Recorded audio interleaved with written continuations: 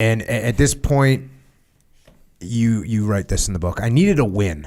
A big win. I was never the type to give up, but with 2 blown marriages, a failed attempt at becoming a Navy SEAL, and a feeling that I hadn't found my calling in life, I was just settling and letting life run me ragged. I needed to reset my failures with a major victory. That was when I decided that there would be no more losing. It was time to start winning again. At the time, the Air Force was overmanned in certain jobs, ammo being one of them. The Army had a shortage of soldiers in certain career fields. So the Air Force was offering a direct transfer to the Army.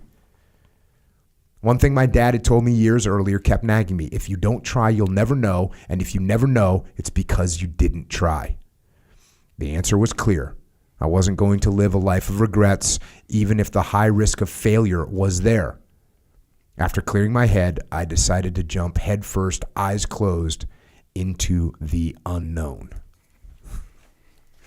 That's, you want to talk about there being a plan. The fact that the Air Force was overmanned and the Army would just do a direct transfer. Yeah, it was insane because I was going to the S1 or the personnel office, whatever, to update some stuff for promotion, and there was this poster on the wall, and it had this guy in 2 uniforms. Half of them was an Air Force uniform. The other half was, Class A's, Army. It said blue to green. And it all kind of fell within the same time frame as, I need a victory. I need something because right now, I'm 100% heading down the path of that I probably won't be able to recover from if I keep, because everything's an excuse. Everything's everyone else's fault. And entitlement and victimization. And I still wasn't far enough down the path to where I couldn't recognize that I totally became a victim of life's, shitty circumstances. And so I was still able to see like, all right, you need a victory. You need something. You got a whole lot of zeros going. You need a 1. You know what's weird is whenever I talk to vets and people, especially when people get out, I'm like, when you get out of the military, you need a new mission. You need to have something else to focus on. But what's weird about this is you were in the military, but the mission that you had, whatever that mission was, it like wasn't bringing you the satisfaction. You didn't feel like it was what you should be doing. You knew that you had more to offer. And so you're traveling around, you're looking for the mission. Yeah. And you just couldn't find it. And so then it's the same thing that happens when guys get out and they don't have a mission and all of a sudden they just go down path of least resistance and a bottle, the pills or whatever, and it ends up bad.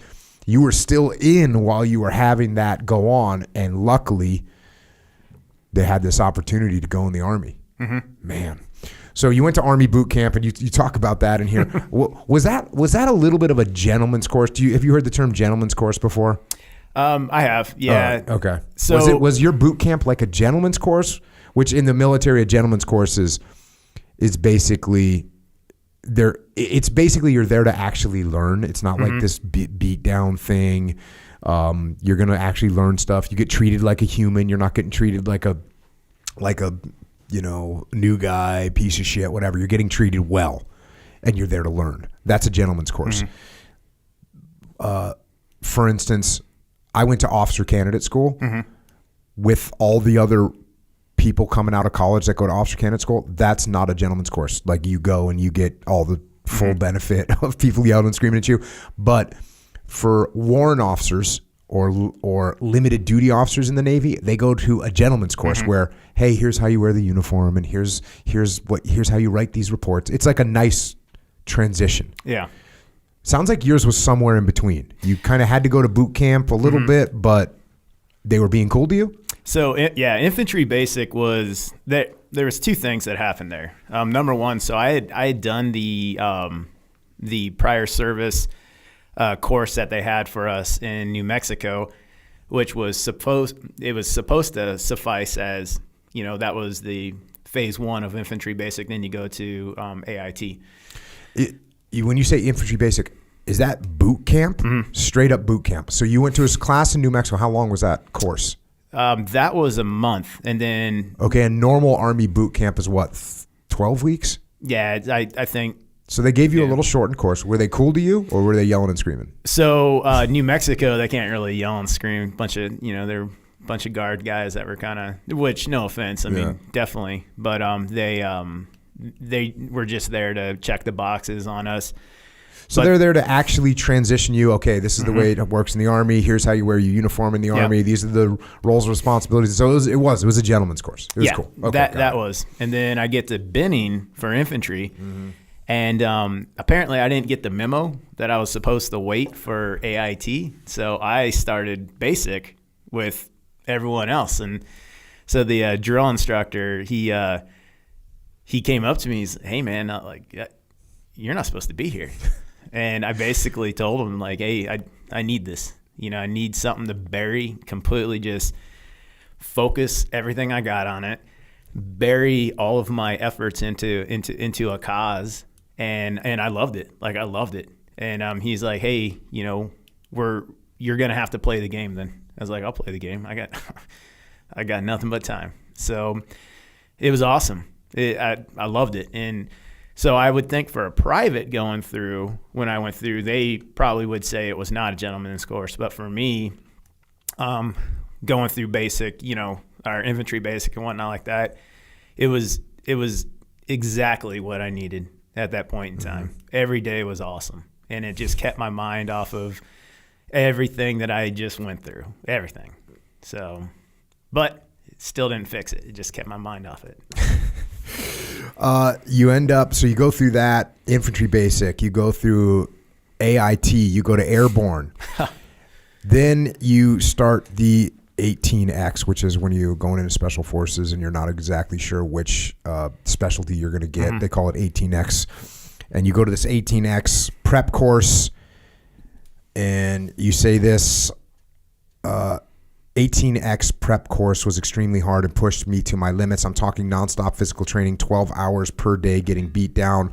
The intent of the prep program was not only to get a soldier ready mentally and physically for selection, but also to weed out the weak. So how long is that prep course? It depends, but our 18 X-ray, the prep course for selection, I think ours was a month, so 4 weeks. And then from prep course, you go to special forces selection. Yes. So prep course is literally just to get you ready, like hard PTs, and they're trying to get you in good physical shape to be ready for special forces selection. Yes, or to help you understand that this isn't really what you want, and so they don't blow a bunch of money training you. They can just send you over to the 82nd really quick. And then move on with life. Got it.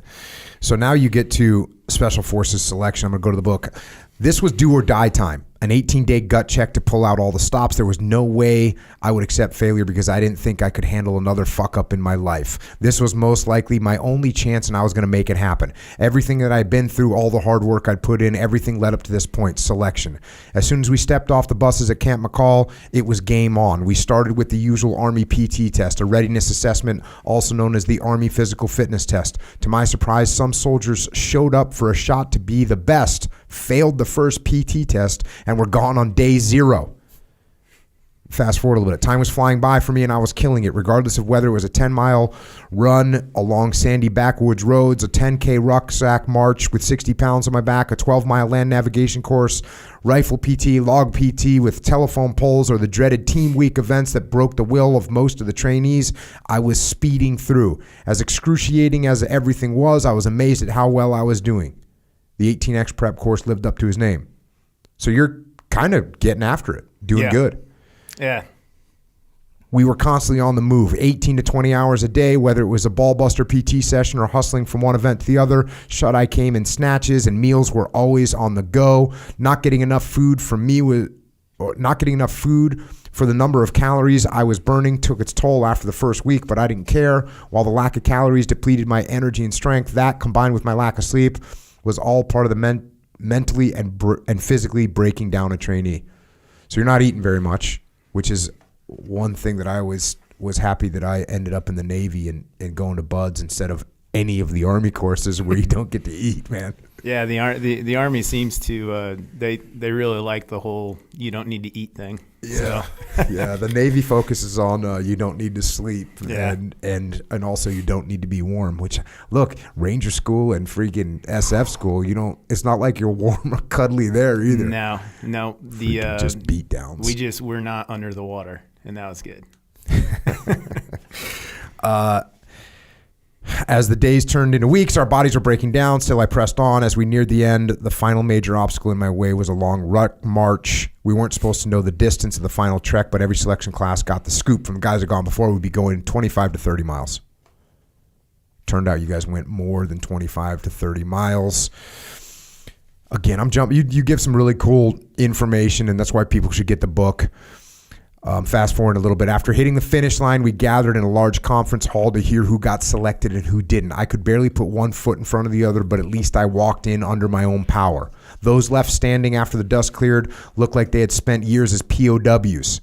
Most of the guys hobbled and limped their way into the conference hall, beaten down and on edge. As I took my seat, my tired head was filled with questions. Will all this physical and mental effort be for nothing? Did I give it the best I could? Do I have what they are looking for? After a wait that seemed like days, the selection cadre entered the hall to call off the roster numbers of the guys selected. I was roster number 049 out of 185. As he went down the list, he reached those in the 40s. I held my breath and closed my eyes. Roster number 049, selected. I melted into my chair as the relief spread over my body. Out of 185, only 50 or so men were selected, a little more than 1 out of every 4. I was one of them, but I wasn't there yet. I still had more hurdles in front of me. Out of the 50 of us who would advance to the qualification course, less than half would become Green Berets. Those concerns didn't matter to me at that point. However, for now, I savored my accomplishment. I was on my way. So